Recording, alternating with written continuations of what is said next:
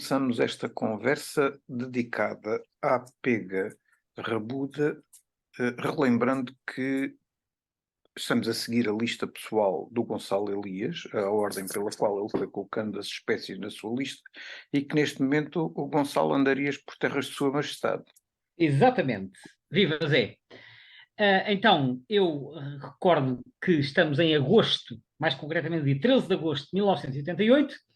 Eu tinha saído de Portugal uns dias antes numa viagem de comboio com bilhete Interrail e a minha primeira etapa tinha sido precisamente no sul de Inglaterra, mais precisamente na zona de Portsmouth. Portsmouth, que é uma cidade costeira que fica um bocadinho a sul-sudoeste de Londres.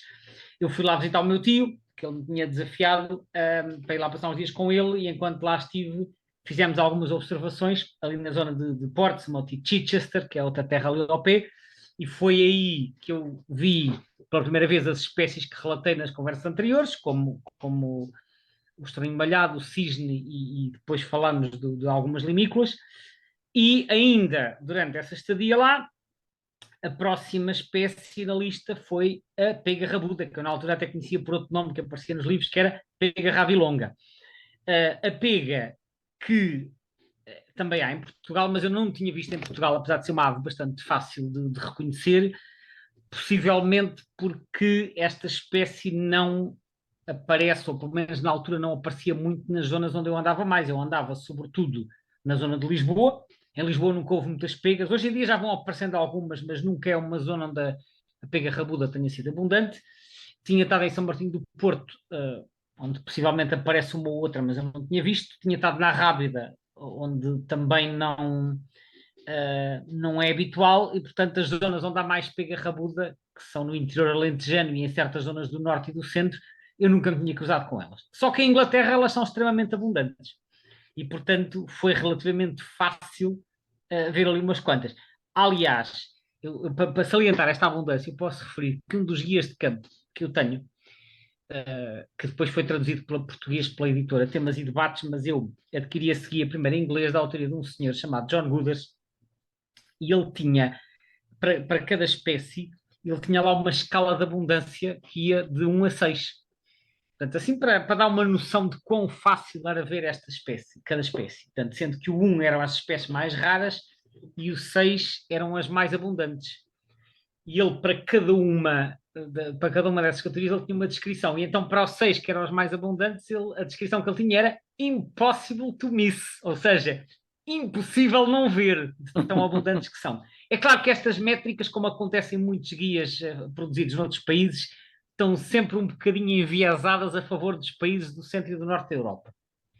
Portanto, as espécies do sul raramente levavam um 6, mesmo que sejam muito abundantes cá. Isso era uma coisa que eu notava. Mas tirando isso, aquilo ajustava-se realmente muito bem à realidade inglesa, e nós vamos lá e aquilo tem pegas rabudas por todo lado. Portanto, é realmente uma espécie muito abundante, daí que não surpreenda que o meu primeiro contacto tenha sido por lá.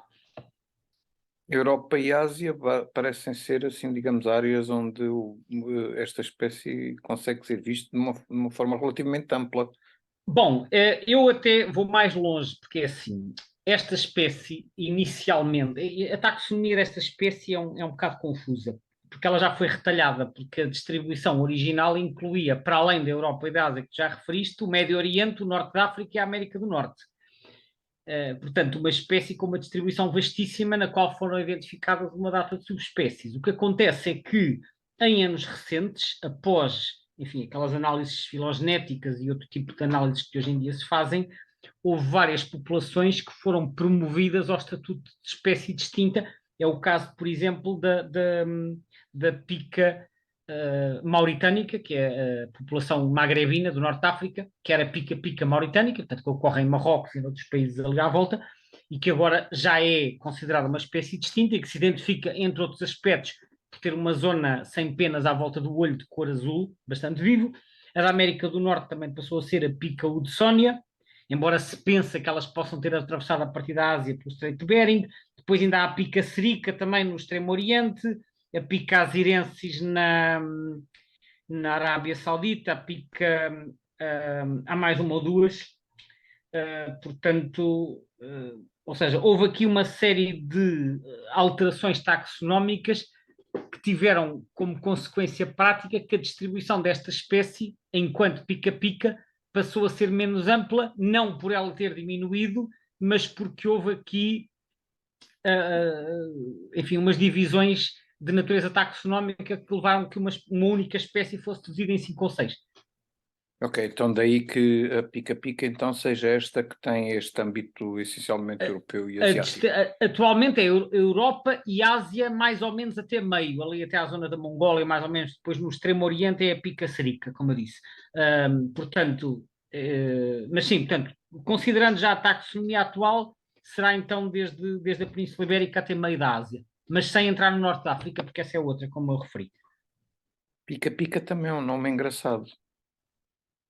Pica-pica é um nome engraçado, efetivamente. No entanto, quer dizer, a espécie foi descrita originalmente pelo nosso amigo Carl Linnaeus, né? Como acontece com muitas aves comuns a nível europeu, mas o nome original não era este, como aliás suspeitamos. Repara que temos aqui um tautónimo. O tautónimo é quando o nome genérico e o nome específico se repetem, não Tu é? já disseste que não eram do Linneu, não é? Sim, não dá, porque eu até hoje, pelo menos, eu nunca vi nenhuma regra escrita a dizer que o Linneu não tinha usado tautónimos. Só que eu até hoje, todos os nomes que eu vi originais do Linneu, nenhum deles é tautónimo. E, portanto, eu deduzo que os tautónimos são casos em que mais tarde a espécie foi colocada num género diferente e para o nome do novo género aproveitou-se o nome específico. Portanto, acabou por surgir uma duplicação. O nome original do Linneu era Corvus pica.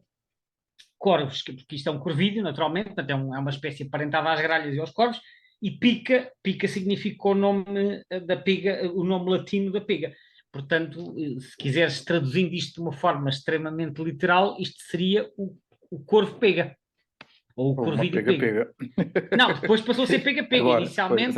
Inicialmente era, era corvos pica. Depois passou a ser pica-pica, que como tu dizes, é um nome bastante engraçado. Havia um amigo meu.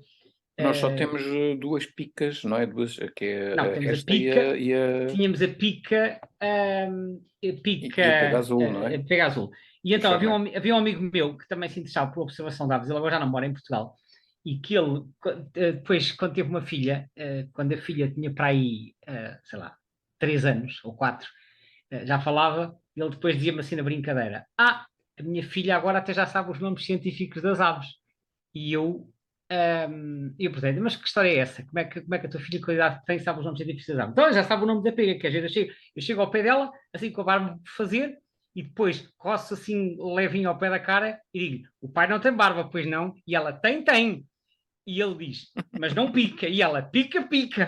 Portanto, ele depois com esta piada dizia, olha, está a ver, ela já sabe o nome da pega. E portanto, mas sim, obviamente que este nome presta-se a estas graçolas, porque de facto é um nome fácil de memorizar. Mas já agora, regressando aqui só ligeiramente ao tema das espécies suspeitas, da taxonomia, não pela taxonomia em si, mas esta distribuição de que falaste da pega ao longo da Europa e Ásia, Sim. ainda assim são várias espécies também, várias subespécies estão aqui envolvidas, não é? Sim, só que essas não foram todas separadas porque essas acabam por ser mais próximas entre si. Portanto, as que foram separadas são aquelas que geneticamente eram mais diferentes, vamos dizer assim, mais diferentes das restantes. Agora, por exemplo, a subespécie da Península Ibérica é diferente da subespécie do resto da Europa. A que nós temos na Península Ibérica é a subespécie pica melanotus. Melanotus quer dizer de dorso escuro. Mas depois ainda existe como é que se chama? A nominal, a pica, portanto, aqui é um trinómio, que é que se estende das Ilhas Britânicas, passando pelo norte da Europa e pelo leste, descendo até ao Mediterrâneo, mas sem chegar à Península Ibérica. Depois ainda há outra, mais ainda a norte, no norte da Escandinávia, na Finlândia e no Báltico, e que se estende pela Sibéria. Depois ainda há uma mais para a Ásia, no Lago Baikal e no Cáucaso e no Irão. Uma outra mais na Rússia, na Mongólia, até à China, onde depois passa a ser uma espécie diferente. Depois ainda há uma na Kamchatka, que é no extremo nordeste da Rússia. E depois, naturalmente, temos a nossa que eu já referi, que é a pica-pica melanotes, que essa está restrita à Península Ibérica. Portanto, ela tem 6 espécies. Foi a ter 13 no passado, quando isto foi descrito às subespécies, só que dessas 13 houve várias que foram, então, separadas e consideradas espécie distinta. Mas a taxonomia, que é o que é referido nas várias fontes, a taxonomia desta espécie ou deste grupo de espécies é um bocadinho confusa, efetivamente. Uhum. É complexa, vamos chamar-lhe Porque assim. isto também, digamos, deve contribuir para isso o facto de se tratar de uma ave que não é migradora, ou pelos vistos não faz assim movimentos muito amplos, Não, não, e não. como tal Pelo menos tende a desenvolver, digamos assim, uma variedade genética mais é localizada, claro, não é? é verdade, sem dúvida. Quanto à migração, há mais intercâmbio genético.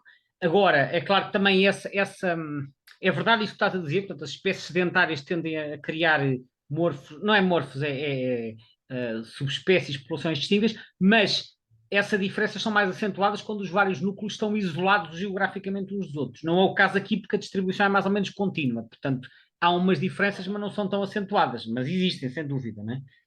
Mas quando há uma quebra geográfica, aí tem de haver um isolamento maior e as diferenças acentuam-se.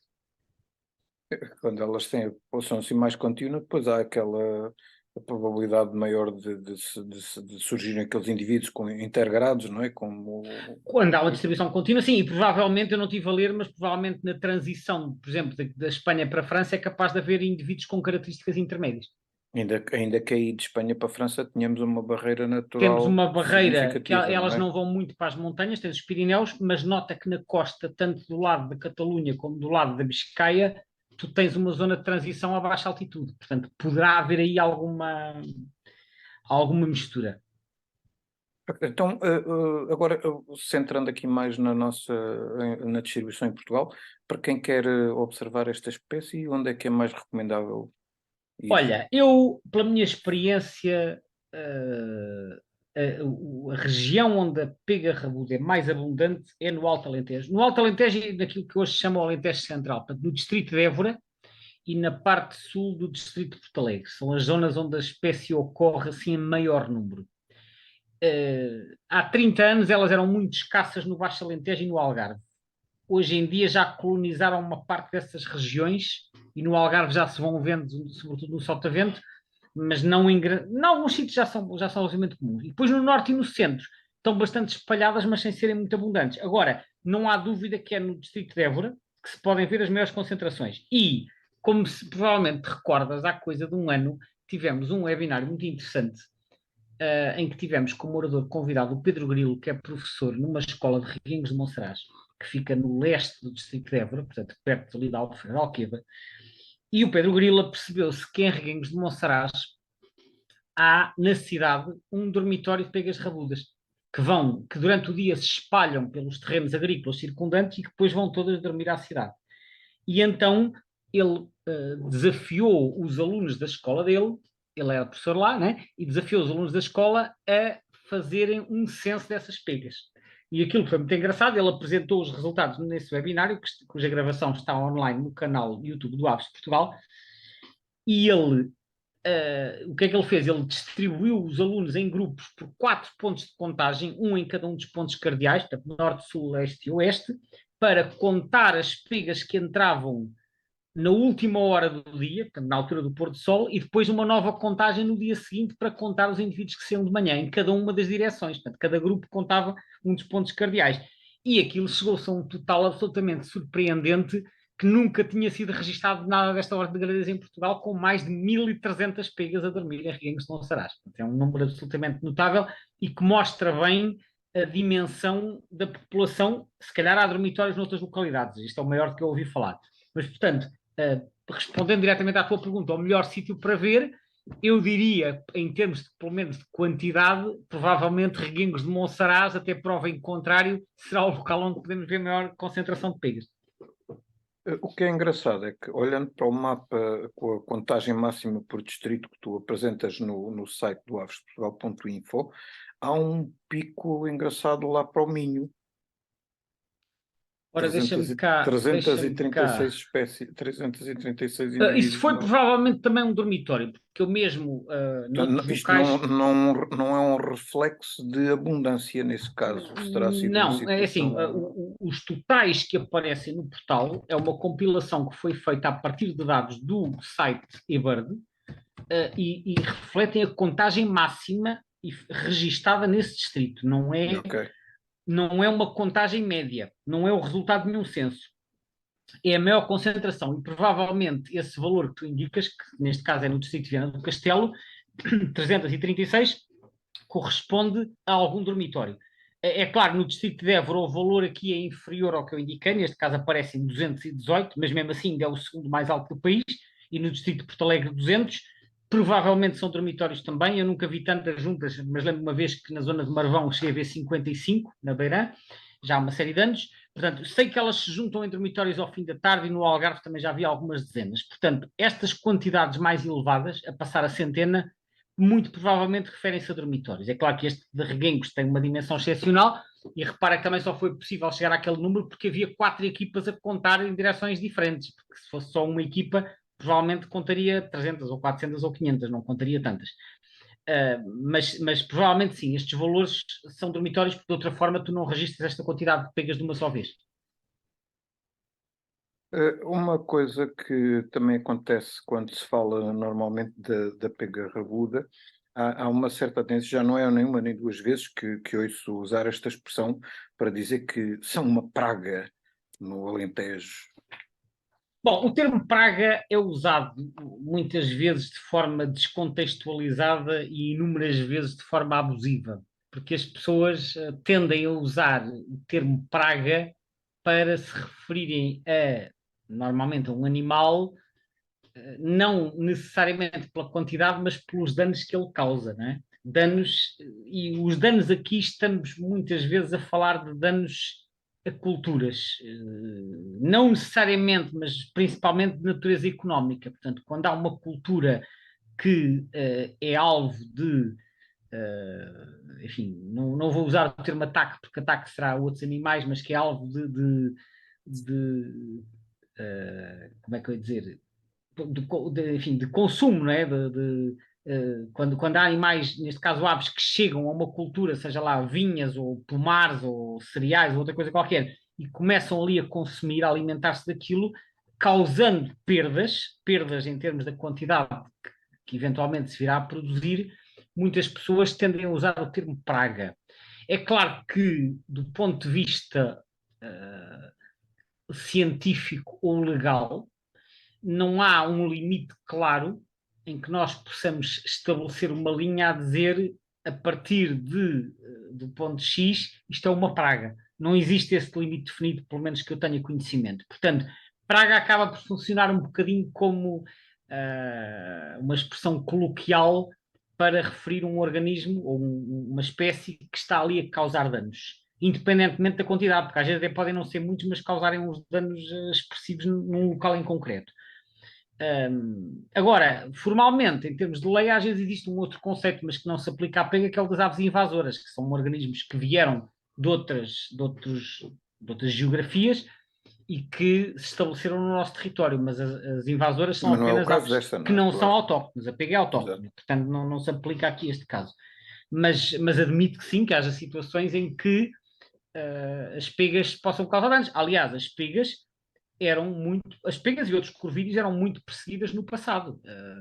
Eram abatidas, não é? Quer dizer, porque precisamente por serem aves, as pegas e outros corvídeos, serem aves muito oportunistas que podem, enfim, causar os tais danos às culturas, às produções, e portanto, hoje em dia são protegidas, apesar de estarem na lista de espécies cinegéticas e, portanto, em determinadas situações podem ser caçadas, mas no passado eram muito perseguidas e quando não havia estas regulamentações, se calhar havia um abate indiscriminado destas aves. E talvez isso explique porque é que elas são tão ariscas no nosso país, a comparar com o que acontece no norte da Europa, em que são aves muito mais urbanas e muito mais confiantes relativamente à presença de pessoas.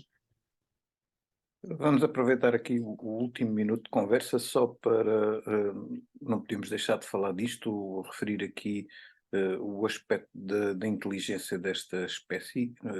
Pelos vistos, pelo que eu tive aqui a ler, os corvídeos, de um modo geral, são relativamente inteligentes, mas esta é particularmente inteligente e atribui-se-lhe uma massa, uma relação entre a massa do cérebro e a massa do corpo que está na mesma ordem de grandeza dos grandes macacos bonobos, gorilas, orangotangos e dos cetáceos, o que a coloca na lista dos animais mais inteligentes no nosso planeta. Nunca tinha visto essa comparação, mas os corvídeos são conhecidos por serem inteligentes, efetivamente, e as pegas têm fama de gostar de recolher uma data de objetos, em especial objetos brilhantes, e depois de os levar para o ninho. Enfim, mas não deixa de ser interessante esta rácio. Inclusive, é uma das coisas que eu também tinha lido, é que há uma zona qualquer do cérebro, eu até lhe dou um nome próprio, que eu agora não me recordo, que é uma zona dedicada à, à- às tarefas, digamos assim, racionais mais elevadas, e que nestas aves diz que tem assim um tamanho descomunal, considerando É interessante o e rácio, não é? faz todo o sentido, realmente são animais extremamente inteligentes. Inclusive a capacidade de utilizarem ferramentas, não é? De Exatamente, manipularem exatamente. coisas, não é? Pronto, é muito engraçado isto. Bom, Gonçalo, mais uma vez vamos deixar aqui uma série de coisas para conversar Vamos, na vamos, próxima vamos, que eu ronda. tinha aqui mais uns apontamentos, mas não dá para tudo e, portanto, Pois não. Muito obrigado por mais esta conversa, obrigado também a quem obrigado nos eu ouviu e até à e próxima. em breve voltaremos com uma nova espécie.